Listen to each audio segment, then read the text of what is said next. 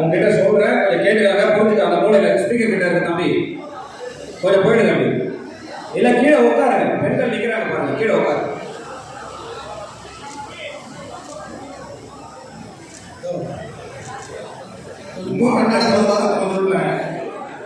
எங்களுடைய ஐயா அன்புமணி அண்ணன் அவர்களே, பொருளாளர் ஜெகபாபு அவர்களே, பொதுச் செயலர் வடிவேல் ராமன் அவர்களே, மாவட்ட செயலர் தினேஷ்குமார் அவர்களே, பாண்டியன் அவர்களே, செல்வகுமார் அவர்களே, கன்னியம்மன் அவர்களே, எங்களுடைய மாவட்ட செயலர் அயலாவது பாடுபட்ட எங்களுடைய தம்பிகளே, அனைவருக்கும் வணக்கம். இந்த பொதுக்குழு எதுக்குன்னா ஒரு சிம்பிள், எல்லாரும் சின்ன கட்சி நமது அன்பு தலைவர் பாட்டாளி மக்கள் கட்சியுடைய தலைவர் நமது அன்பு தலைவர் சின்னையா அப்படி நிலைமையில்லை. நமது அன்பு தலைவர் அவர்களுக்கு வெற்றி மாலை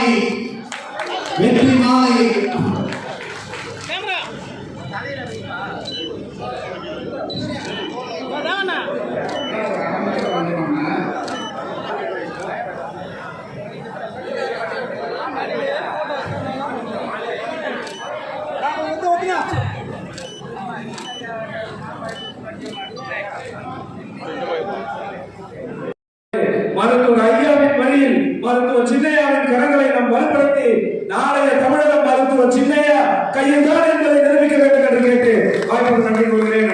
அடுத்ததாக மாவட்ட தலைவர்கள் பரமசிவம் அவர்கள் திருநாளை ஒருங்கிணைந்த பொதுக்குழு கூட்டத்திற்கு சிறப்புரை ஆற்ற வந்திருக்கின்ற சின்னையா அவர்களை வணங்கி இங்கே வருகை தந்துள்ள அனைவருக்கும் என் வணக்கத்தை தெரிவித்துக் கொண்டு இன்று பாட்டாளி மக்கள் கட்சியினுடைய மாவட்ட பொதுக்குழு நடைபெற்றுக் கொண்டிருக்கிறது. இந்த பொதுக்குழுவில் நீங்கள் எல்லாம் சின்ன சலசலப்பை ஏற்படுத்தி கொண்டிருக்கின்ற இந்த திராவிட கழகங்களுக்கு இது விடை காணும் என்பதை 2026 சின்னையாவை நாம் முதலமைச்சராக ஆக்குவோம் என்று உறுதியேற்று நாம் அனைவரும் கூறி விடைபெறுகிறேன். நன்றி, வணக்கம். மாவட்ட தலைவர் ஏழுமலை ஐயா சின்னையா குறித்த நரசிம்ம பல்லவருடைய படை எவ்வளவு ஆகுது அடிச்சு வாங்கினாங்க. ஆனா நரசிம்ம பல்லவருடைய படைகள் ஒவ்வொரு நாளும் இரண்டாம் புலியை சிந்த படை இல்லை. அவரை பற்றி அவருடைய வாழ்க்கை முழுவதும் வரலாற்று கதைகளாக எழுதி கொண்டிருந்த கவிஞர்கள் எல்லாம் திகைத்து நிற்கிறார்கள். மருத்துவர் ஐயா சின்னையா அவர்கள் இன்னும் எழுச்சி பெற வேண்டும், இன்னும் சிந்திக்க வேண்டும். கட்சியை சிறப்பான முறையிலே கட்டமைக்க நாம் அதற்கான திட்டமிட்டு அதற்கான செயல்முறை திட்டங்களை வகுத்தால் தான் வெற்றி பெற முடியும். அந்த திட்டங்களை மருத்துவர் ஐயா அவர்கள் சின்னையா அவர்கள் சொல்லுகின்ற திட்டங்களை ஒவ்வொரு பொறுப்பாளரும் ஏற்றி கட்சியை பலப்படுத்த வேண்டும் என்று கேட்டுக்கொண்டு புதிய மாவட்டத்தை உருவாக்க வேண்டும் என்கிற தீர்மானம் தமிழ்நாட்டின் நிலப்பரப்பின் அடிப்படையில் 2வது பெரிய மாவட்டம் திருவண்ணாமலை மாவட்டம் ஆகும். 6188 சதுர கிலோமீட்டர் பரப்பளவு கொண்ட இந்த மாவட்டத்தின் ஓர் எல்லையிலிருந்து இன்னொரு எல்லைக்கு செல்ல 158 கிலோமீட்டர் பயணிக்க வேண்டும். இது சிறந்த நிர்வாகத்திற்கு பெரும் தடையாக இருக்கிறது. 34 ஆண்டுகளாக பிரிக்கப்படாமல் இருக்கும் இந்த மாவட்டத்தை பிரித்து புதிய மாவட்டத்தை அமைக்க வேண்டும் என்று இங்குள்ள மக்கள் வலியுறுத்தி வருகின்றனர். திருவண்ணாமலை மாவட்டத்தை பிரித்து புதிய மாவட்டம் அமைப்பதற்கான சட்டமன்ற தேர்தலின் போது வாக்குறுதி அளித்த திமுக ஆட்சியானது வந்து 4 ஆண்டுகள் ஆகியும் இன்னும் இதனை நிறைவேற்றவில்லை. இனியும் தாமதிக்காமல் திருவண்ணாமலை மாவட்டத்தை பிரித்து புதிய மாவட்டத்தை அமைக்குமாறு பாட்டாளி மக்கள் கட்சியின் சார்பாக வலியுறுத்தி கேட்டுக்கொள்கிறோம். உற்சாக வரவேற்பளிக்குமாறு தீர்மானத்துக்கு கேட்டுக்கொள்கிறோம். அடுத்ததாக ராஜசேகர் வரவெல்லாம் நம்மளுடைய குலதெய்வம் மருத்துவர் ஐயா அவர்களை வணங்கி தமிழகத்தின் வருங்காலம் இளைஞர்களின் எழுச்சி நாயகர் நம்மளெல்லாம் ஒருங்கிணைந்து செயலாற்றி வருகின்ற 2026 பாட்டாளி மக்கள் கட்சி ஆட்சி அண்ணன் அன்புமணி ஆட்சி அவர்களின் ஆட்சிகளுக்காக நாம் செயல்படுகின்ற இந்த வேளையில் தீர்மானம் 2 தென்பெண்ணையாறு செய்யாறு இணைப்பு திட்டத்தை செயல்படுத்த வேண்டும்.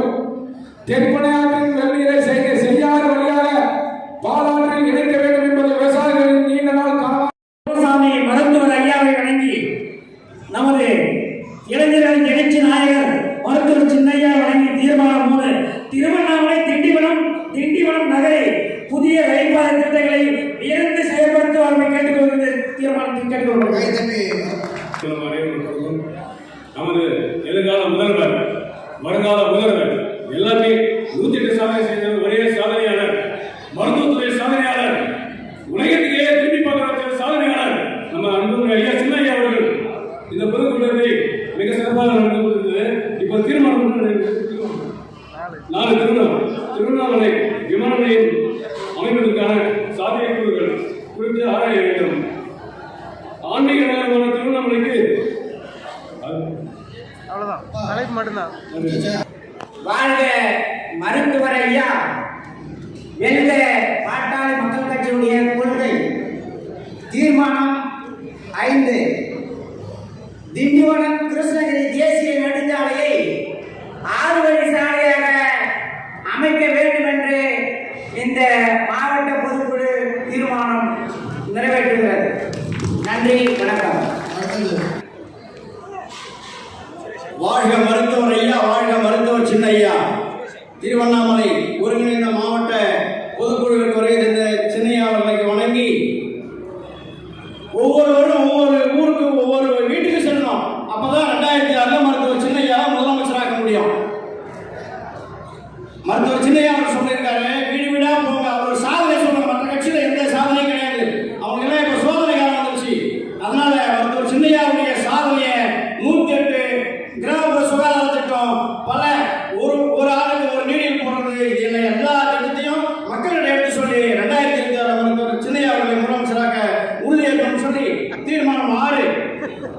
திருவண்ணாமலை மாவட்டத்தில் வேளாண் பல்கலைக்கழகம் அமைக்க காவிரி பாசன மாவட்டங்களுக்கு அடுத்தபடியாக மருத்துவர் ஐயாவை வழங்கி மருத்துவர் சென்னையாவின் வழிகாட்டுதலோடு தீர்மானம் 7 திருவண்ணாமலை மாவட்டத்தில் சட்டக்கல்லூரி அமைக்க வேண்டும். அவர்களை வணங்கி தீர்மானம் 8 திருவண்ணாமலை மாவட்டம் காய்கறி சேமிப்பு கிடங்குகளை அமைத்து தருமாறு பொதுக்குழு வாயிலாக கேட்டுக்கொள்கிறேன். நன்றி. மருத்துவர் சென்னையாவை வழங்கி தீர்மானம் எண் 9 திருவண்ணாமலை மாவட்டத்தில் நறுமண சாலை அமைக்க வேண்டும். மருத்துவர் சின்னையாவை வணங்கி 10வது தீர்மானம் செயற்பட்டு நெல் கொள்முதல் நிலையத்தில் கூடுதல் கிடங்கு வசதிகளை ஏற்படுத்த வேண்டும் என்று தீர்மானிக்கிறது. முயற்சி நாயகர் சின்னையாவை வணங்கி 11வது தீர்மானம் ஆரணி பட்டுப்பூமா அமைக்கும் பணியை விரைவுபடுத்த வேண்டும் என்ற இந்த தீர்மானத்தை படித்து விடைபெறுகிறேன். நன்றி, வணக்கம்.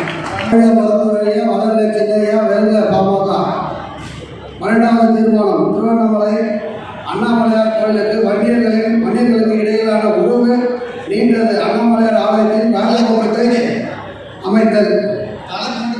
ஆலய அறங்காவலர் குழுவில் வன்னியர்களுக்கு பிரதிநிதித்துவம் வாங்கி தருமாறு ஐயாவை கேட்டுக்கொள்கிறோம்.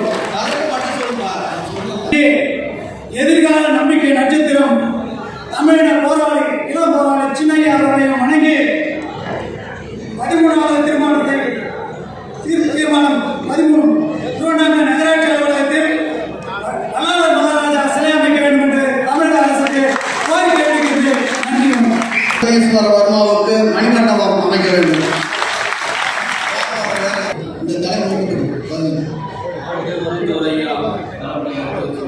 எனக்கு பேச வாய்ப்பு அளித்த தெற்கு மாவட்ட செயலாளர் கேந்திர மருத்துவ செயலாளர் வழங்கி 10வது தீர்மானம் செயல்பட்டு நெல் கொள்முதல் நிலையத்தில் கூடுதல் கிடங்கு வசதிகளை ஏற்படுத்தி தர வேண்டும் என்று தாழ்மை கேட்டுக்கொள்கிறேன். அண்ணன் அன்புமணி அண்ணன் அவர்களின் தலைமையில் உயிர் கொண்டு நடைபெற்றுக் கொண்டிருக்கிற பாட்டாளி மக்கள் கட்சியினுடைய ஒருங்கிணைந்த திருவண்ணாமலை மாவட்டத்தினுடைய பொதுக்குழு கூட்டத்திற்கு தலைமையேற்று நடத்தி கொண்டிருக்கின்ற மாவட்ட செயலாளர்களே மற்றும் மாநில மாவட்ட தொடர்போம். உறுப்பினர் சேர்க்கையில் நாம் எழுதி கொடுப்பது வெறும் ஒரு நபரின் பெயர் அல்ல. நாம் மருத்துவர் அன்புமணி ராமதாஸ் என்ற பெயரை எல்லோரின் நெஞ்சிலும் பதிய வைத்து எல்லோரையும் உறுப்பினராக்கி இந்த உரிமை பயணத்தை வெற்றிகரமாக அமைத்துக் கொடுப்போம். நமது வழி இதுவரை யாரும் காப்பாத தனி வழியாக கிராமப்புறத்திலேயே வாழ்வதற்கான வழிவகை அமைத்துத் தரும் வழியாக அமையும். அதற்காக ஒருங்கிணைவோம் என்று கூறி விடைபெறுகிறேன். நன்றி. 30 தகுதிகள் இருக்கணும் உலக அளவுல வரையறுத்து வச்சிருக்கிறாங்க.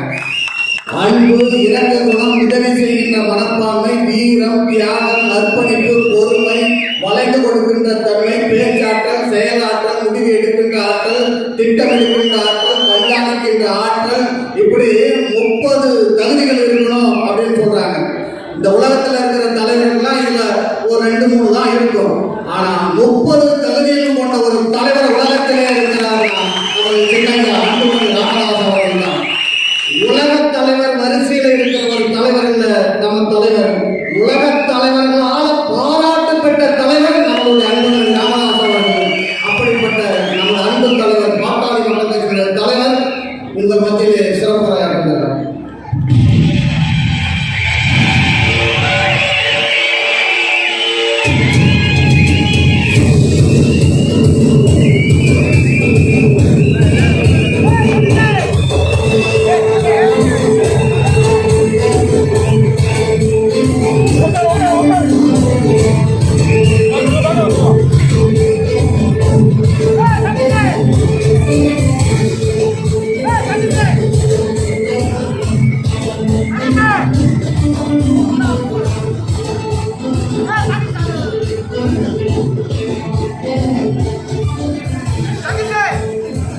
சதீஷ் யாருப்பா சதீஷ்? ஃபேஸ்ல லைட் இல்ல, இன்னும் பின்னாடி கொஞ்சம் பேக்ல போக சொல்றேன். பின்னாடி ஆ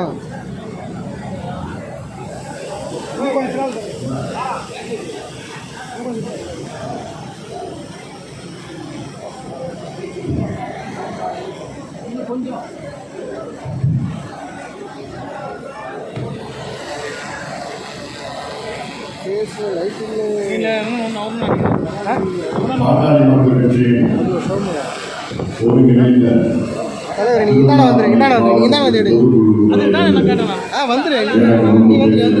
பாட்டாளி மக்கள் கட்சியின் பொதுச் செயலாளர் மரியாதைக்குரிய திரு வருகை ராமன் அவர்களே, பாட்டாளி மக்கள் கட்சியின் பொருளாளர் மரியாதைக்குரிய சகோதரி திலகபாமா அவர்களே, பாட்டாளி மக்கள் கட்சியின் தலைமை நிலை செயலாளர் மரியாதைக்குரிய பேராசிரியர் மீகா செல்வகுமார் அவர்கள், இந்த பொதுக்குழுவை சிறப்பாக நடத்தி கொண்டிருக்கின்ற மாவட்ட செயலாளர்கள், குறிப்பாக என்னுடைய அன்பு முன்னாள் சட்டமன்ற உறுப்பினர் கணேஷ்குமார் அவர்கள், மத்தோசன் அவர்கள், பாண்டியன் அவர்கள், வேளாண்யம் அவர்கள், ஒருங்கிணைந்த மாவட்ட பொறுப்பாளர்கள் ராம கன்னியப்பன் அவர்கள், மேட்டூர் தம்பி ராஜசேகர் அவர்கள், மாவட்ட தலைவர்கள் ஏழுமலை அவர்கள், பரமசிவம் அவர்கள், வெள்ளக்குளம் ஏழுமலை அவர்கள், துழாவூர் ஏழுமலை அவர்கள், மாநில மந்திரி பொறுப்பாளர் கஸ்தூரி அவர்கள், மாவட்ட வன்னியர் சங்க செயலாளர்கள் நாராயணசாமி அவர்கள் ஏழுமலை அவர்கள், தாய் ஏழுமலை அவர்கள், கிருஷ்ணன் அவர்கள், மாவட்ட வன்னியர் சங்கத்தின் தலைவர்கள் பெரியசாமி அவர்கள், ஜெய்சங்கர் அவர்கள், நச்சேந்திரன் அவர்கள், மாவட்ட பொருளாளர்கள் வீரம்மாள் சவுந்தரபாண்டியன் அவர்கள், அனிதா அவர்கள், பொண்டி பெருமாள் அவர்கள், செல்வி கூப்பன் அவர்கள், மாநில செயற்குழு உறுப்பினர்கள் நாளைய குமரேசன் அவர்கள், பரமண்டி செந்தில்குமார் அவர்கள், ஆமை பிரசாத் அவர்கள், அவர்கள், சம்பத் அவர்கள், சேட் அவர்கள், கலைஞர் அவர்கள், கோடி அவர்கள், சுப்பிரமணிய ஆசிரியர், மன்னப்பன் அவர்கள், சுப்பிரமணிய ஆசிரியர் அவர்கள், ஜெய்சங்கர் அவர்கள், குக்கூர் ராமஜெயன் அவர்கள், குறிப்பேடு நடராஜன் அவர்கள், பிச்சாண்டி அவர்கள், சிவாஜி அவர்கள், கீழ்கொண்டத்துறை நிர்வாகிகள் நான் ஜெயக்குமார் அவர்கள், KR முருகன் அவர்கள், பிரபு கிருஷ்ணன் ஏழுமலை லோகநாதன், தனுஷ்கோடி ஜோதி, முன்சேகோடு கணபதி சண்முகம், ரங்கநாதன், ஹரிகிருஷ்ணன், செல்வராஜ், உறவேல், கருணாகரன், தண்டவாடி, பாலச்சந்திரன், வைககுமார், நெய்யழகன், சுமார், ரேவதி, ராமு, பாலமூர்த்தி, கைமணி, பாபு அவர்கள், எலக்ட்ரிகல் ஜெயக்குமார், கந்தன், கோபாலகிருஷ்ணன், நடராஜ், ரமேஷ், சவுந்தரபாண்டியன், ஆதி நாராயணன், கஜேந்திரன், குப்புசாமி, சீனு, செல்வமணி, யசோதரன், எஸ்எஸ் மணி, தசரதன், ரமேஷ், ஆசை தம்பி, ஹரிகிருஷ்ணன், ராஜேந்திரன், புஷ்பராஜ், சிவா, விஜயன், சுமதி வேலவன், சிவகுமார், லெனின், பழனிசாமி, சிவகுமார், சுதாதேவன், பார்த்திபன், கீழ்கொண்டத்துறையின் விநாயகர், ஐயப்பன், திருமுருகன், ஐயனார், ரமேஷ், செல்வம், அன்பழகன், சந்தோஷ், தமிழ்மொழி, முருகன், சம்பத், லோகநாதன், சிவராஜ், திருவண்ணாமலை, தும்பி, ராஜ்குமார், பிரகாஷ், வெங்கடேஷ், மணி, கார்த்திக், உதயராஜ், வல்லரசு, சவுந்தர், செங்கல் திருமலை, ரமேஷ், மகேந்திரன், புகழேந்தி, கோவிந்த ராஜசேகரன், ராஜேந்திரன், பிரசவாக்கம், சுரேஷ், ஜெயக்குமார், கிருஷ்ணமூர்த்தி, ஜான் சுந்தர், கடலாரி சங்கர், தங்கராஜ், தமிழரசன், ராஜசேகர், பழவேடு, வீரமணி, செய்யார், பாலாஜி, குமரன், நம்பெருமாள், கணிகவேல், நேமிநாதன், பூங்காவன், அருள், யுவராஜ், பார்த்திகன், மாதவன், சங்கர், கார்த்திகேயன், உதவாசகங்களில் முருகன், கணிகவேல், சுந்தர், சக்திவேல், பழனி ஐயப்பன், சுப்பிரமணி ஐயப்பன், குமரவேல், ஹரி, வரதன், பிரபு, லோகேஷ், இன்னும் கொஞ்சம் போகிறதுக்கு இன்னும் பெரிய பணி இருக்காங்க. ஆரணி தொகுதியில் அக்கூர் பெருமாள், தமிழ், தினேஷ், சுரேஷ், அஜித் குமார், பெருமாள், அண்ணாமலை, விஜயன், சதீஷ்குமார், ஹரிச்சந்திரன், பாரத், கோடூர் தொகுதி குமரன், பாஸ்கரன், ராஜேஷ், முருகன், தரணி, முருகன், முருகன், விநாயகன், வேலுரை, ராமராஜ், ராஜேஷ், சம்பத் மற்றும் மேடையில் இருக்கின்ற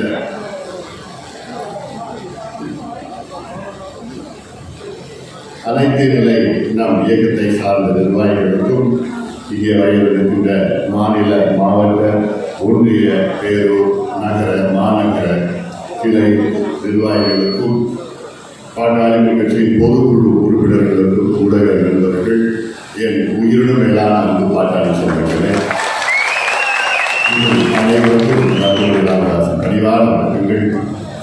அண்ணாமலையார் அருளால் நடைபெற்றுக் கொண்டிருக்கின்ற இந்த பொதுக்குழு கூட்டம் மிக சிறப்பாக நடைபெற்றுக் கொண்டிருக்கிறது. இந்த பொதுக்குழுவிற்கு நோக்கம் 2026 பாட்டாளி கட்சி ஆள வேண்டும், தமிழ்நாட்டினுடைய தலையெழுத்தை மாற்ற வேண்டும். குறிப்பாக இங்கே திருவண்ணாமலை மாவட்டத்தில் உள்ள அத்துணை பிரச்சனைகளையும் தீர்க்க வேண்டும், தீர வேண்டும். இந்த பொதுக்குழுவில் கிட்டத்தட்ட 15 தீர்மானங்களை நான் முன்மொழிந்தோம், அதை நிறைவேற்றினோம். திருவண்ணாமலை மாவட்டத்தில் உள்ள மக்களுக்கு இந்த செய்தி நான் சொல்ல கடமைப்பட்டிருக்கின்றேன். இந்த 15 தீர்மானங்களும் இந்த மாவட்டத்தின் வளர்ச்சிக்கான தீர்மானங்கள். இதில் பாட்டாளி கட்சி தமிழ்நாட்டை ஆளுகின்ற ஒரு சூழல் வந்தால் இந்த 15 தீர்மானங்களும் 6 மாதத்திலே என்னால் முடிக்க முடியும். 6 மாதம், ஒரு நாள் கூட அதிகமாக எடுக்க மாட்டேன். 6 மாதத்தில் அத்துணை தீர்மானங்களும் 15 தீர்மானங்களும், அதிலும் குறிப்பாக திருவண்ணாமலை மாவட்டத்தை பிரிக்க வேண்டும், 2ஆக பிரிக்க வேண்டும். நிர்வாகத்திற்கு ஏதுவாக தமிழ்நாட்டிலே 2வது பெரிய மாவட்டம் திருவண்ணாமலை மாவட்டம். 6188 சதுர கிலோமீட்டர். இந்த எல்லையிலிருந்து அந்த எல்லைக்கு போனால் 158 கிலோமீட்டர். தூசியிலிருந்து அந்த பக்கம் போனாங்க, போக முடியும் மக்கள். இதை பிரித்ததால்தான் மக்களுக்கு நிர்வாகம் அங்கே போய் செல்லும், திட்டங்கள் செல்லும், சென்றடைய முடியும். அதே போன்று இந்த மேல்மாவில் சிப்காட் அந்த பகுதியிலே தேவையில்லை, வேண்டாம். தமிழ்நாட்டில் திருவண்ணாமலை மாவட்டத்தில் எவ்வளோ தரிசு நிலம் இருக்கிறது, ஆயிரக்கணக்கான ஏக்கர் தரிசு நிலம் இருக்கிறது. அங்கேயே தொடங்குங்கள். திருவண்ணாமலை மாவட்டத்தில் சிப்காட் அவசியமானது, தேவையானது, அவசியமானது. காரணம், இந்த மாவட்டத்தில் எந்த வளர்ச்சியும் கிடையாது, தொழிற்சாலையும் கிடையாது, வானம் பார்த்த பூமி, விவசாயத்தை நம்பி இருக்கிற மக்கள். சிப்காட் வேண்டும், ஆனால் விவசாய நிலத்தை பிடிங்கி எடுத்து முப்போகம் விளைகின்ற அந்த மண்ணை பிடிங்கி எடுத்து அந்த இடத்துல தான் நான் சிப்காட் தொடங்க வேண்டும். பிடிவாதமா இருக்கக்கூடாது, அது தவறு. பாட்டாளி கட்சி ஆட்சிக்கு வந்தால மேல்மாவ சிப்காட் வர அடுத்தது வேற என்ன கேட்டு தென்பெண்ணை ஆற்றியும் பாலாத்தையும் இணைக்கணும். தென்பெண்ணை பாலாத்தில் எப்படி இணைப்பீங்கன்னா செய்யாற்று மூலமா இணைக்கணும். துறிஞ்சலாக தென்பெண்ணையே இணைக்கணும். தென்பெண்ணை ஆற்றில் இப்ப கூட சமீபத்தில் வெள்ளம் போச்சு பார்த்தீங்க, இவ்வளவு பேர் இறந்தாங்க. சாத்தூர் அணைய திறக்க முடியல. அதுக்கு யார் அனுமதி வேணுமா? முதலமைச்சர் அனுமதி வேணும். முதலமைச்சருக்கு சாத்தூர் அணைக்கு என்னையா சம்பந்தம் இருக்கு? முதலமைச்சருக்கு எவ்வளோ வேலை இருக்க போகுது. அவர் பார்த்து சாத்தூர் அணை எப்போ நிரம்பும் முதலமைச்சர் பார்த்துட்டு போறாரா? இந்த வேலையெல்லாம் யாருடைய வேலை? வாட்டர் போர்டுடைய பிடபிள்யூடியில் வாட்டர் போர்டுடைய அவங்க ஆபீசருடைய வேலை, அதிகாரிகளுடைய வேலை, என்ஜினியருடைய வேலை. அவங்க என்ஜினியரிங்க விட்டுட்டு அவங்க எப்ப திறக்கணும் எப்ப மூடணும் அவங்களுக்கு தெரியும். அதை விட்டுட்டு முதலமைச்சருடைய அனுமதி, துறை அமைச்சருடைய அனுமதி பெற்றால்தான் திறக்கணும். இதெல்லாம் வெள்ளக்காரங்க அவங்க செஞ்சது. அதனால்தான் நாட்டில் எவ்வளவு உயிர் சேதம், பயிர் சேதம், வீடுகள், உடமைகள் எல்லாம் கோடிக்கணக்கான பாதிக்கப்பட்டது. தென்பெண்ணையில வெள்ளம் போது அது பாலாத்துல இணைக்கணும். பாலாத்துக்கும் தென்பெண்ணைக்கும் 35 கிலோமீட்டர் தான் இருக்கு. அது இணைக்க முடியாத இங்க இருக்கிறாரு ஒரு மன்னர், ஒருத்தர் இருக்கிறார், ஏவாவையில் ஒரு மன்னர், குருடில மன்னர். அவரால் பண்ண முடியாது. பிடபிள்யூ அவர்தான் வச்சிருக்காங்க, ஹைவேஸும் அவர்தான் வச்சிருக்காங்க. இங்க இருக்கிற வட மாவட்ட பொறுப்பெல்லாம் அவர்தான் வச்சிருக்காங்க. ஏன் திமுக யாரும் திறமை இல்லையா? இதுதான் திறமை இருக்குதா? என்ன திறமை இருக்குது இவருக்கு? இதுதான் கொடுக்குறாரு. அவ்வளவுதான், வேற என்ன திறமை இருக்குது? உண்மையிலே திறமை இருந்திருந்தாங்கன்னா இந்த மாவட்டம் எவ்வளோ பண்ணிருக்க ஒரு அமைச்சர் தான். முதல்ல இந்த மாவட்டத்தை பிரிச்சு இவ்வளோ தொழிற்சாலைகளை கொண்டதுலையே ஒரு விமான நிலையம் போனோம் திருவண்ணாமலை மாவட்டத்தில். இவ்வளோ பக்தர்கள் வராங்க, முழுவதும் இங்கே வராங்க. அவங்களுக்கு அடிப்படை வசதிகள் இந்த மாவட்டத்தில் இருக்கா, இந்த பகுதியில் இருக்கா, நகரத்தில் இருக்கா? இவங்க தொகுதி தானே இருக்கு, திருவண்ணாமலை தொகுதி. தமிழ்நாட்டிலே அதிக கஞ்சா விற்கிற நகரம் எந்த நகரம்? திருவண்ணாமலை நகரம். அதிக போதைப் பொருட்கள் இருக்கின்ற நகரம் திருவண்ணாமலை நகரம். இதுக்கு ஒரு அமைச்சர், கலெக்டர், எஸ்பி, காவல்துறை எல்லாம் வெக்கக்கேடு, வெக்கக்கேடு. இவ்வளோ பேர் வராங்க, அடிப்படை வசதி கூட இல்லை.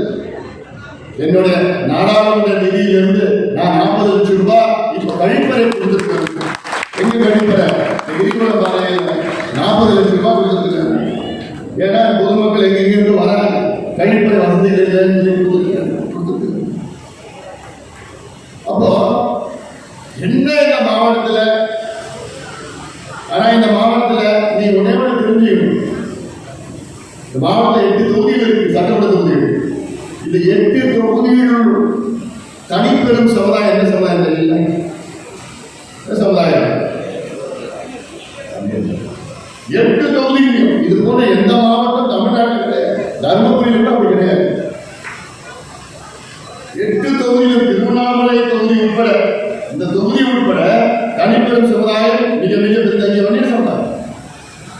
ஆனா 8 தொகுதியில் எத்தனை இந்த சமுதாய சட்டமன்ற உறுப்பினர்கள் இருக்காங்க?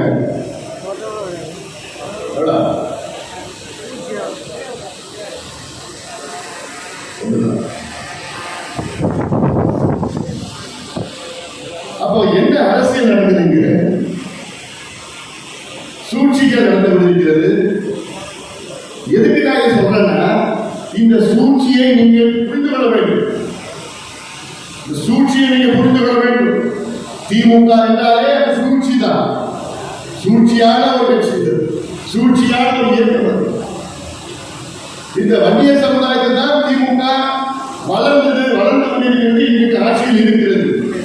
ஆனால் இந்த சமுதாயத்திற்கும் ஒரு துரும்பு கிள்ளி போனது திமுக. சமுதாயத்தின் எதிரி திமுக.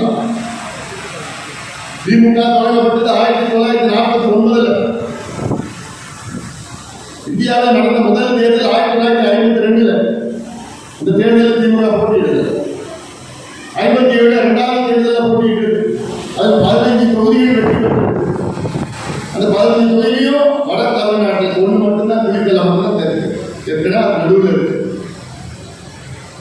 62ல் 50 தொகுதிகள் வெற்றி பெற்றது. அது 45 தொகுதிகள் நம்ம வட தமிழ்நாட்டில் வன்னியர் தொகுதிகள். 67ல் ஆட்சிக்கு வருகிறார்கள், 138 தொகுதிகள் வருகிறார்கள். 92 95 தொகுதிகள் நம்ம வன்னியர் தொகுதிகள். இந்த சமுதாயத்தில் தான் ஆட்சிக்கு வந்த திமுக வந்தவுடன் ஒரு வன்னியருக்கு அமைச்சர் கொடுக்கல. அதன் பிறகு ஏதாவது பிரச்சனை எல்லாம் வந்ததுதான், அப்புறம் தான் ஏஜி கொடுத்தாங்க. ஏஜி சம்பவம் விவசாயம். அதன் பிறகு சட்டநாதன் கமிஷனை அமைத்து, நிர்பந்தம் தெரிந்து சட்டநாதன் கமிஷனை அமைத்து அடிகளுக்கு தனி ஒதுக்கீடு வேண்டும் என்று ஒரு கோரிக்கை வளர்ந்தது, வலுப்பெற்று சட்டநாதன் கமிஷன் அமைச்சது திமுக. சட்டநாதன் கமிஷன் அப்போ பரிந்துரை கொடுத்தது என்னன்னு, 1970லேயே வன்னியர்களுக்கு தனி ஒதுக்கீடு கொடுங்கன்னு சட்டநாதன் கமிஷன் பரிந்துரை. ஆனால் அதில் குப்பையை போட்டார் கடந்து. அதற்கு எம்ஜிஆர் ஆட்சியில் வந்து 84 அம்பாசகர் கமிஷன் அமைத்து, அம்பாசகர் கமிஷன் அமைத்து அதையும் வன்னியர்களுக்கு தனி ஒதுக்கீடு கொடுக்கணும்னு சொன்னாங்க. அதையும் போட்டுட்டாங்க.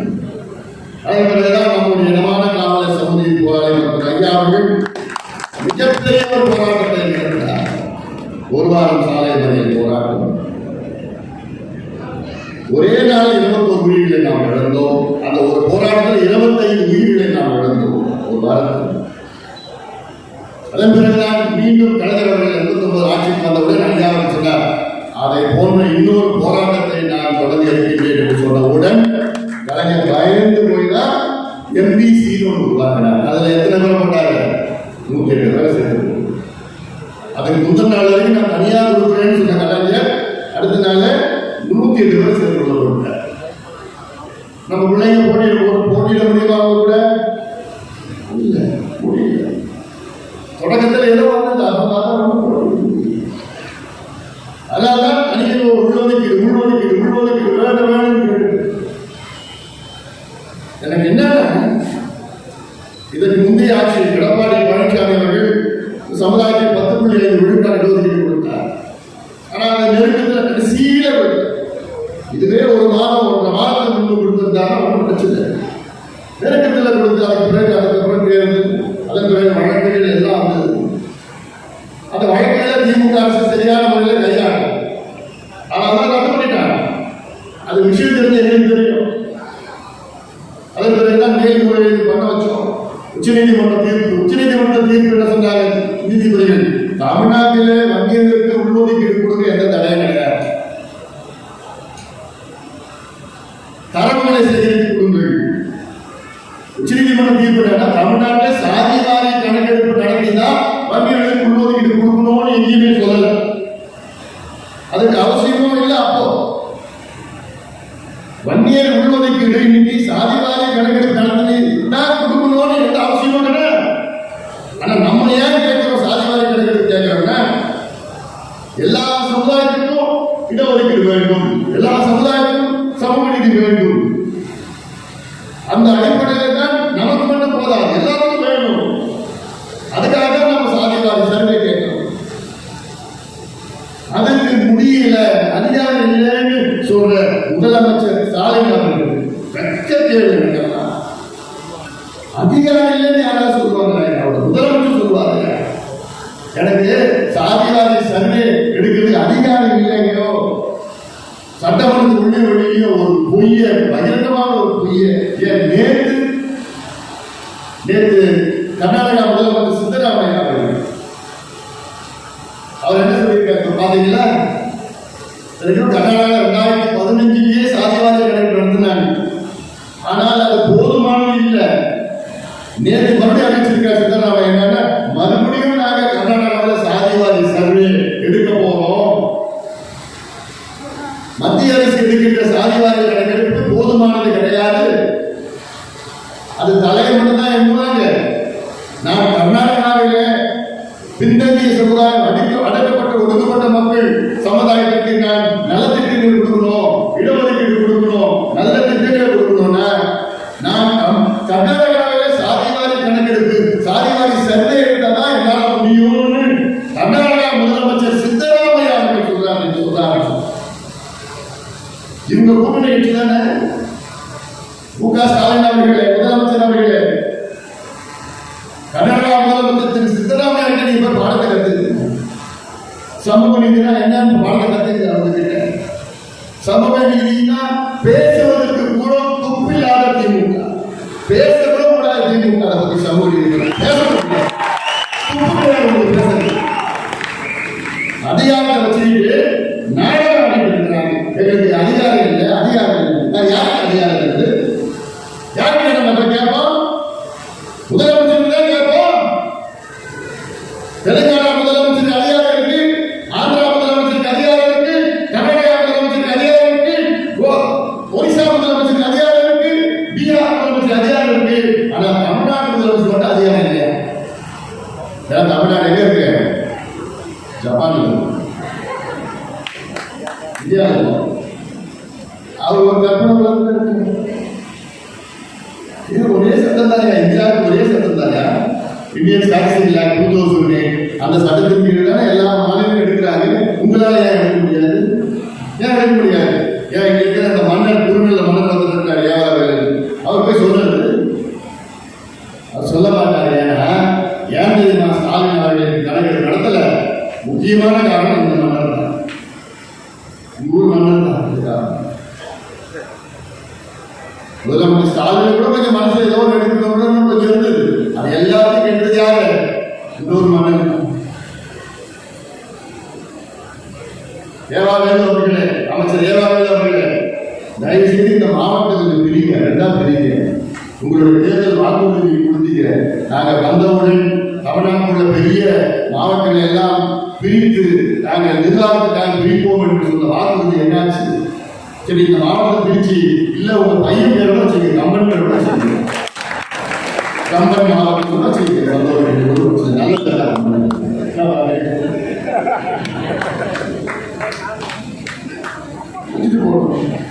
எனக்கு வேண்டிய வேலை நடக்கணும். யார் கம்பன் தானே எல்லா மீட்டிங்கும் உட்காந்துருக்கிறாரு. கோயில் மீட்டிங் தான் கம்பன் தான். என்ன நாளைக்கு நீயும் அந்த மீட்டிங் போகணும். அதுக்கு அந்த கம்பெனி எங்கள் கிரேட்குமார் நாளைக்கு மீட்டிங்கில் உட்கார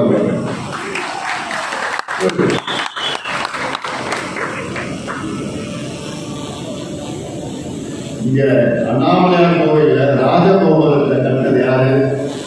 நம்முடைய முப்பாட்ட வல்லாள மாநாடு.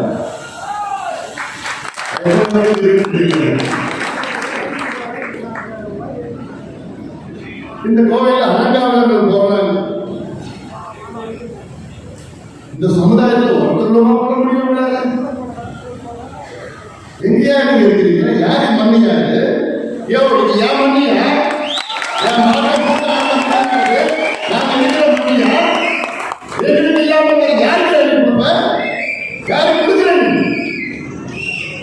என் மாட்டை மட்டும்தான் இந்த கோயில ராஜகோபுரத்தை கட்டது.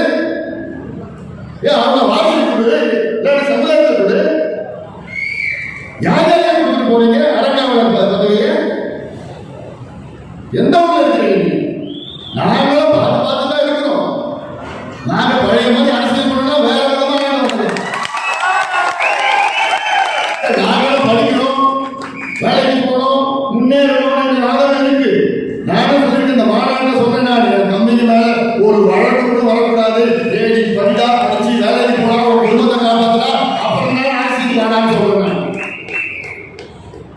நாங்க டீசன்ட் டெவலப்மெண்ட் பாலிடிக்ஸ் பண்ணணும்னு ஆசைப்படுறோம்.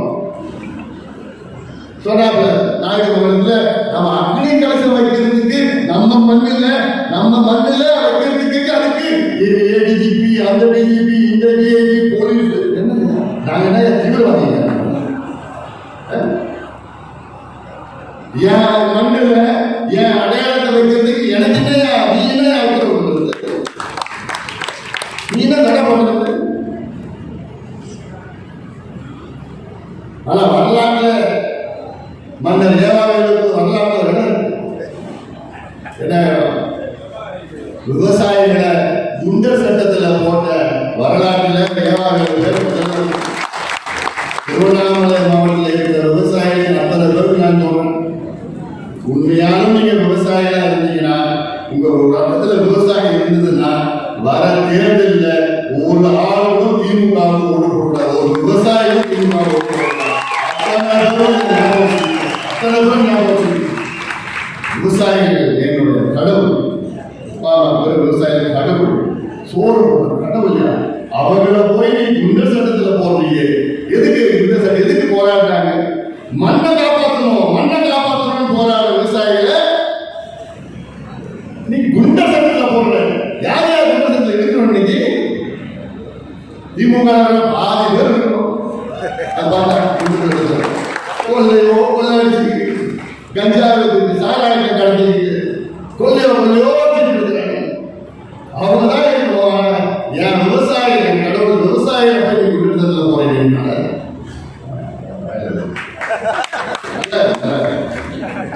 உடம்பு நல்லா இருக்கு. ஆனா என்ன ஒதுங்கி போயிருக்கு. ஆட்சியெல்லாம் வேண்டாம். இன்னும் 8 மாசம் எண்ணிக்கை பாருங்க, 2 நாட்கள் 8 மாதத்துல இந்த ஆட்சியை அது முடிவாயிடுச்சு. வந்து இந்த ஒவ்வொரு மாதத்தையும் எவ்வளவு பிரச்சனைகள் இருக்கு. பிரச்சனைகளுக்கு தீர்வு வச்சுக்கூடாது. இந்த சமுதாயம் எப்படி வச்சுக்கணும்? திமுக சமுதாயம் எப்படி வச்சிருக்காங்க? அடிமைகளாக, குடிகாரர்களாக, படிப்பறிவு இல்லாத, வேலை வாய்ப்பு இல்லாமல் இந்த சமுதாயத்தை வச்சுக்கிட்டாங்க. அவங்க என்ன பண்ணுவாங்க? தேர்தல் நேரத்தில் ஓட்டு போடுவாங்க. ஓட்டு வங்கி, வன்னியர் சமுதாயமும் பட்டியலின சமுதாயமும் திமுகவுக்கு ஓட்டு வங்கி, வாக்கு வங்கி. அவ்வளவுதான். இந்த 2 சமுதாயத்துக்கும் எதுவும் செய்ய மாட்டேன். செஞ்சது கிடையாது, செய்யறது மனசு கிடையாது. இருக்கிற திமுக எத்தனை எம்எல்ஏ பாருங்க? 125 125 பிளஸ் கூட்டணியெல்லாம் அவங்க சேர்த்து கட்சியில் சேர்ந்தது 125 பேர்ல திமுக 23 எம்எல்ஏக்கள் வன்னியர் சமுதாயத்தை சார்ந்தவர்கள், 21 எம்எல்ஏ பட்டியலினத்தை சார்ந்தவர்கள், எஸ்சி. ஆக இந்த மொத்தத்தில் 44 பேர் வன்னியர் சமுதாயமும் பட்டியலின சமுதாயம் 2 பேரும் சேர்ந்தா 44 பேர். இவ்வளவு பெரிய கட்சி, ஆளுங்கட்சி இல்ல, 44 எம்எல்ஏக்கள் இந்த சமுதாயத்தில் கொடுத்த இந்த 2 சமுதாயத்திற்கு திமுக என்னையா செஞ்சது? என்னையா செஞ்சது? நாங்க அந்த காலத்தில் நான் கேட்டுக்கிறோம், 23 எம்எல்ஏ 6 எம்பி கொடுத்த இந்த வன்னிய சமுதாயத்துக்கு 4 ஆண்டு காலமாக இன்னும் ஏமாற்றி இருந்தீங்க. உங்களுக்கு 4 ஆண்டு காலத்துல தனி ஒதுக்கீடு, உள்ளொதுக்கீடு கொடுக்க முடியாத சமுதாயத்துக்கு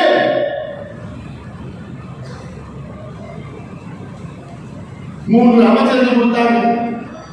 அதன் பிறகு நான் திருப்பி சொன்னேன், இந்த கணக்கெல்லாம் சொன்ன உடனே அப்பதான் அவங்களுக்கே கொஞ்சம் வந்தது. என்ன வந்தது?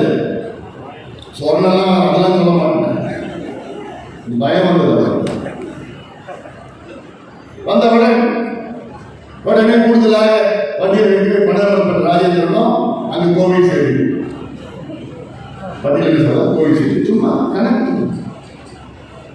ஆனா வன்னியர்களை விட மோசமான திமுக பட்டியலின மக்கள் தான் இருக்கிறாங்க. பட்டியலின சமுதாயம் வன்னியர் சமுதாயத்தை விட மோசமாக அங்க நிலையை திமுக இருக்கிறது. இதெல்லாம் இன்னொரு நான் பொதுக்கூட்டத்தில் செய்ய பேசுறேன், அது கூட போறது பொதுக்கூட்டத்தில் மட்டும் இல்ல, நிறைய பேர் வச்சிருக்கிறாங்க. நம்ம கோரிக்கை, நம்ம உரிமைகள் எடுத்து வரோம். ஏன் இதெல்லாம் சொல்றேன்னா, இந்த சமுதாயங்களை அப்படியே வச்சிருக்கு, அடிமைகளா வச்சிருக்கு. அப்புறம் அதுல திமுக பிஹெச்டி பண்ணிருக்கிறார். என்ன பிஹெச்டி? 2 சமுதாயத்தை மோதவும் சமுதாயத்தை செயல்பட மோதணும், சண்டை போடணும், அடிச்சுக்கணும். அதுல பிஹெச்டி, டபுள் பிஹெச்டி பண்ணிருக்காங்க திமுக. அப்பதானே தேர்தல் நேரத்தில் ஒரு மொத்தமாக இவங்க அவங்களுக்கு போடுவாங்க, இவங்களுக்கு போடுவாங்க, அவங்களுக்கு பிரிச்சு போட்டு கணக்கு. இல்லைன்னா இந்த 8 தொகுதியில் ஏதோ ஒரு வண்டி இருந்தால்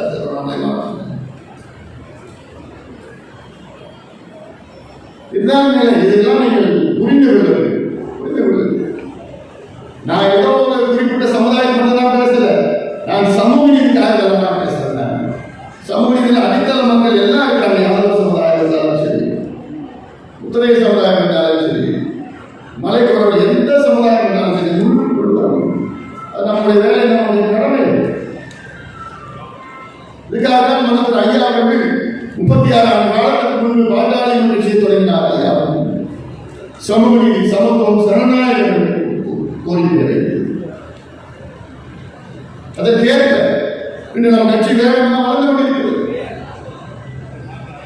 கட்சியில ஏதோ குழப்பம் பண்ணணும், சூழ்ச்சி பண்ணணும். ஏன்னா இவங்க அப்போது தானே பண்ணிட்டு இருந்தாங்க, சமுதாயத்தை சூழ்ச்சி பண்ணி. ஏன்னா இந்த சமுதாயத்தில் படிச்சுட்டாங்கன்னா ஓட்டு போட மாட்டாங்க, வேலைக்கு போனா ஓட்டு போட மாட்டாங்க, தூரம் ஆயிடுவாங்க. அந்த காலத்துல அப்படியே அடிமையா வச்சுக்கிட்டே சமுதாயத்தை சூழ்ச்சி பண்ணி இன்னைக்கு நம்ம கட்சிக்குள்ள சூழ்ச்சி பண்ணி அதையெல்லாம் முறியடிப்போம். அதெல்லாம் முறியடித்து நாம் முன்னேறுவோம். அதெல்லாம் நம்முடைய மருத்துவர் ஐயா அவர்கள் நம்முடைய விவசாயம், நம்முடைய வழிகாட்டுதல், அவருடைய வழிகாட்டுதல் பேரில் ஏன்னா அவர் கொள்கையை வகுத்து கொடுத்திருக்கிறார். இவ்வளவு பிரச்சனைகள், தமிழ்நாட்டு பிரச்சனைகள், சமூகங்களின் பிரச்சனைகள், கல்வி சம்பந்தமாக, வேலைவாய்ப்பு சம்பந்தமாக, விவசாயம் சம்பந்தமாக, வேளாண் புதிய பிரச்சனைகள். அந்த வகையில் தான் இன்று நாம் வேகமாக, இன்னும் வேகமாக நாம் பயணிப்போம். இன்னும் வேகம், இன்னும் உற்சாகம். வருகின்ற ஜூலை மாதம் 25ஆம் நாள் நம்முடைய இனமான காவலர் சமூக நீதி போராளி மருத்துவர் ஐயா அவர்கள் பிறந்த நாள். நான் ஒரு நடைபயணத்தை உங்களுடைய ஆதரவுடன் ஒரு நடைபயணம் தமிழ்நாடு முழுவதும் செல்ல. தமிழக மக்களின் உரிமை மீட்பு பயணம், தமிழக மக்களின் உரிமை மீட்பு பயணம், ஒட்டுமொத்த தமிழ்நாடு மக்களுடைய உரிமைகள். இது ஏதோ ஒரு சமுதாயமோ, ஒரு மதமோ, இனமோ, மொழி பிரச்சனை கிடையாது. தமிழ்நாடு மக்களுடைய உரிமைகள். இதுல 10 உரிமைகள் இருக்கு. இந்த 10 உரிமைகள் கிட்டத்தட்ட அத்தனை உரிமைகளுக்கும் சமம், எல்லாமே அடங்கி இருக்கிறது. 10 உரிமைகளுக்குள்ள உங்களுடைய உரிமைகள் எல்லாம் அடங்கி இருக்கிறது. இந்த உரிமைகள் எல்லாமே இந்திய இந்தியா அரசியல் சாசனத்தில் இருக்கிறது. இந்தியாவில் அரசியல் சாசனம் இருந்தா கான்ஸ்டிடியூஷன் ஆஃப் இந்தியா. இந்தியாவிலும் மாநிலங்களிலும் தமிழ்நாடு போன்ற மாநிலங்களில் எந்த அரசு வந்தாலும் நம்முடைய அரசியல் சாசனத்தை தான் பின்பற்ற வேண்டும். இந்த அரசியல் சாசனத்தில் உங்களுக்கு உரிமைகள் வழங்கப்பட்டிருக்கிறது. ஆனால் அந்த உரிமைகளை இப்போது ஆளுகின்ற திமுக அந்த உரிமைகளை வழங்க மறுக்கிறார்கள். அதற்கு நம்ம தட்டி கேட்டாதான் நமக்கு கிடைக்கும். அமைதியாக கிடைக்குமா? ஒரு உதாரணம் தம்பி கணேஷ் சொன்னாங்களே, நாயுடு மாநிலத்தில் 2 வருஷமா கொடுங்க கொடுங்க கொடுங்க இடத்த கொடுங்க, நீங்க அடையாளம் தலைக்கிறாங்க தான் எழுதுறது கேட்டு பார்த்துக்கோங்க. அதுக்கப்புறம் வாங்கலாம் போய் வேற வழி இல்லை, சரின்னு சொல்லிட்ட. அதேதான் நாம் உரிமைகளை பெற வேண்டும் என்றால் களத்தில் இறங்குகின்ற தெருவில் இறங்குகின்ற புரட்சி வெடிக்கின்றோம். தமிழ்நாட்டில் புரட்சி வெடிக்கின்றோம். இந்த ஆட்சியை நாம் அகற்றுவோம். ஒடுங்குவோர் ஆட்சியை அகற்றுவோம். மக்கள் விரோத ஆட்சியை அகற்றுவோம். ஊழல் ஆட்சியை அகற்றுவோம். திமுக ஆட்சிக்கு முடிவு வந்துவிட்டது, நெருங்கிவிட்டது. The countdown has begun for end of the DMK government. Countdown ஆரம்பிச்சிருச்சு. பார்த்து இறங்கிடுச்சு. அதான் முதல் உரிமை என்ன? முதல் உரிமை சமூக நீதிக்கான உரிமை, ரைட் டு சோஷியல் ஜஸ்டிஸ். இதுல எல்லாமே அடங்கும். இதுல வன்னியர்களுடைய உள்ஒதுக்கீடு 10.5 14 பட்டியலின மக்களுக்கு 2 விழுக்காடு கூடுதலாக ஒதுக்கீடு. இதுல இந்த இன்னைக்கு ஏதோ கோரிக்கை இல்லை, நமக்கு இல்லை. 1980 வன்னிய சங்கம் ஐயா என்னைக்கு ஆரம்பிச்சாரோ அந்த மாநாடு தீர்மானத்திலே பட்டியலின மக்களுக்கு 2 விழுக்காடு, வன்னியர்களுக்கு 20 விழுக்காடு, 2 விழுக்காடு கூடுதலாக பட்டியலின மக்கள். 69 விழுக்காடு தமிழ்நாட்டிலே பாதுகாக்கப்பட வேண்டும். அதற்கு சாதிவாரி கணக்கெடுப்பு சர்வே இல்லாம நிறைய கருத்து. வன்முறையில்லா வாழ்வுக்கான மகளிர் உரிமை, women's right to live free from violence. இந்த மாதிரி உங்களுக்கு என்ன உரிமை இருக்கு? உங்களை சுத்தி எந்த வன்முறையும் வரக்கூடாது, இருக்கக்கூடாது. அப்படி வாழ்வதற்கு உங்களுக்கு உரிமை இருக்கிறது. அந்த உரிமையை நிலைநாட்டுவது அரசோட கடமை. ஆனா அப்படி இருக்கா நிலவரம்? இன்னைக்கு ராத்திரி விட்டுருங்க, பகல்ல தெருவில் நடக்க முடியும். பெண்கள் சென்னையில அண்ணா யூனிவர்சிட்டியில் இருக்கிற பெண்களுக்கு பாதுகாப்பு கிடையாது. நீங்களாம் எந்த அளவு? எங்க பார்த்தாலும் பெண்கள் பாலியல் வன்கொடுமை, கூட்டு கலாச்சாரம். என்ன கலாச்சாரம்? ஏன் இப்படி வந்தது? ஏன்னா எங்க பார்த்தாலும் டாஸ்மாக் கிடையாது, எங்க பார்த்தாலும் கஞ்சா இருக்கு, எங்க பார்த்தாலும் போதைப்பழம். நேற்று சொன்னேன், நான் 2 வருஷம் திண்டிவனத்தில் பள்ளிக்கூடத்தில் வச்சேன், +1 +2. அப்போ நான் பள்ளிக்கூட சைக்கிள் தான் போயிட்டு வரேன். என் பள்ளிக்கூடம் வாசல் அங்கே பார்த்தா இந்த நெல்லிக்காய், தேங்காய் பச்சை, அந்த மாங்காய் உப்பு போட்டு அந்த மட்டும்தான் போட்டு விற்பாங்க. புளிப்பு மிட்டாய், தேன் மிட்டாய் அதெல்லாம் வித்துட்டு இருப்பாங்க. அதெல்லாம் வாங்கி சாப்பிடுவோம். எனக்கு பிடிக்கும் தேன் மிட்டாய் பிடிக்கும். ஆனால் இன்னைக்கு பள்ளிக்கூட வாசல் என்ன வைக்கிறான்? கஞ்சா போட்டு வைக்கிறான், கஞ்சா ஸ்டாப் வைக்கிறான், மாத்திரை வைக்கிறான், போதை மாத்திரை வைக்கிறான், பவுடர் வைக்கிறான்.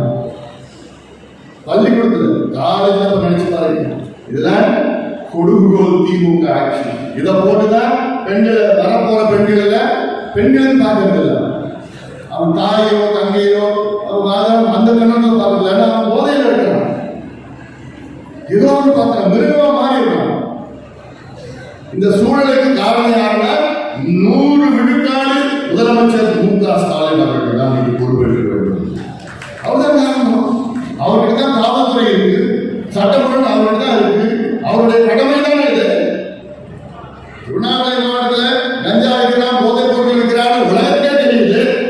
இங்க இருக்கிற அமைச்சருக்கு, நீங்க இருக்கிற மன்னருக்கு தெரியாதா? எல்லாருக்கும் தெரியுது. கொலை நடக்குது, சாதாரண கொலை நடந்துட்டு இருக்கீங்க, தினம் கொலை நடந்துட்டு இருக்கு. போதைப் பொருள் கொஞ்ச நாள் முன்னாடி ஒரு விவசாயி போதையில அவன் கொண்டாடி போனதெல்லாம் வெட்டிட்டு அவன் தற்கொலை.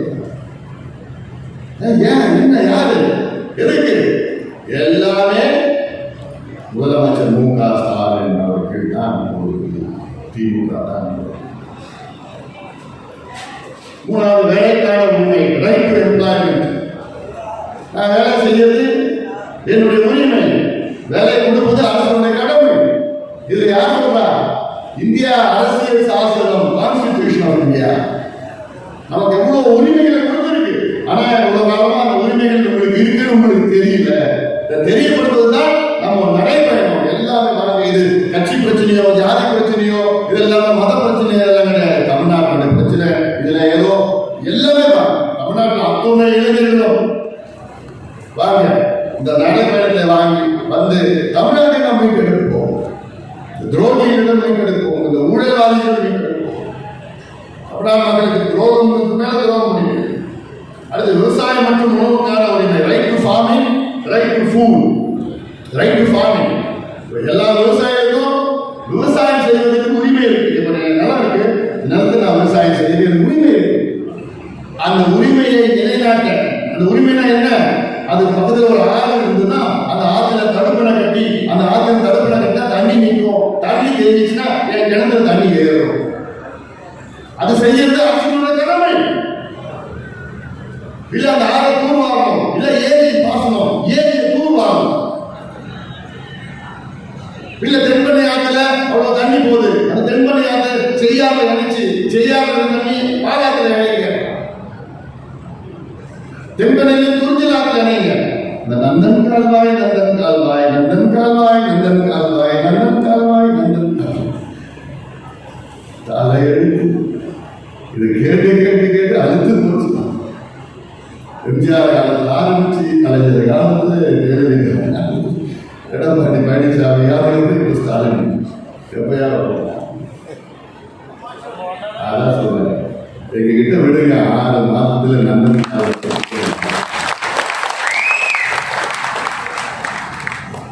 தேர்தல் இருந்துச்சுல்ல, திருப்பி பேச ஆரம்பிச்சோம். நந்தன் கால்வாய் பேசுவோம். தேர்தல் நேரத்தில் மட்டும்தான் இதுக்கு என்ன உரிமை இருக்கியா? நீ செய்ய வேண்டியது உன்னுடைய கடமை. எனக்கு உரிமை இருக்கு.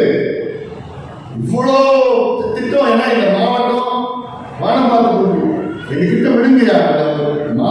அதாவது இந்த தீர்மானத்தை 6 மாசம் செய்ய முடியும். ஆனா திருவண்ணாமலை மாவட்டத்தை சுத்தி தென்பண்ணை ஒரு பக்கம் இருக்குது, அந்த பக்கம் பாலாறு இருக்கு. செய்யாது இணைச்சு எவ்வளோ ஒட்டுமொத்த மாவட்டம் செழுமையாக எங்களால் கொள்ள முடியும். அவ்வளவு திட்டங்கள் எங்களுக்கு இருக்கு. அதற்கு என்ன வேணும்? மக்களுடைய பேராதரவு, பேராதரவு.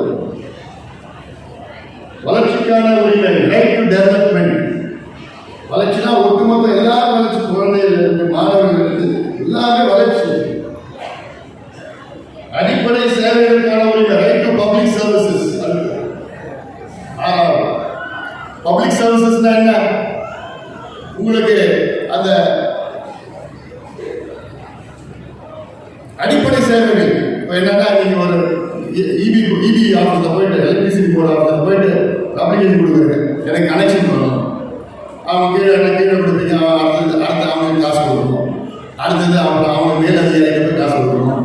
அதன் பிறகு அவன் மேலதிகாரிகள் போய் காசு கொடுக்கணும். அதுக்கப்புறம் அவன் மேலதிகாரிகள் காசு கொடுக்கணும். இதுவே 1 வருஷம் 2 வருஷம் ஆயிடும். நம்ம ஆட்சியில் எப்படின்னா, நீங்க இபி சர்வீஸ் வேணுமா, ஆன்லைன்ல அப்ளிகேஷன் பண்ணுங்க. ஒரு வாரத்தில் உங்க வீட்டில் வந்து அந்த கனெக்ஷன் வந்து அந்த ஒரு அப்ளிகேஷன் பூர்த்தி செய்து ஒரே மாதிரி போன தானே காசு கேட்பான். இது பெறுவதற்கு என்னுடைய உரிமை இருக்குது. அடுத்தது கல்வி நலவாழ்வுக்கான உரிமை, right to health, right to education. அதாவது எனக்கு நல்ல தரமான மருத்துவம் பெறுவதற்கு எனக்கு உரிமை இருக்கிறது. நல்ல தரமான இலவச மருத்துவம் வழங்குவதற்கு அரசினுடைய கடமை. அதே போன்ற கல்வி, நான் படிப்பதற்கு தரமான இலவச கட்டணமில்லா சுமையில்லாத தரமான கல்வி கொடுப்பது அரசினுடைய 100 விழுக்காடு கடமை. அதை பெறுவதற்கு 100 விழுக்காடு என்னுடைய உரிமை. இது அரசியல் சாசனத்தில் இருக்காரா? அப்படி இருக்காங்க. தமிழ்நாட்டில் கல்வி வியாபாரம் ஆயிடுச்சு.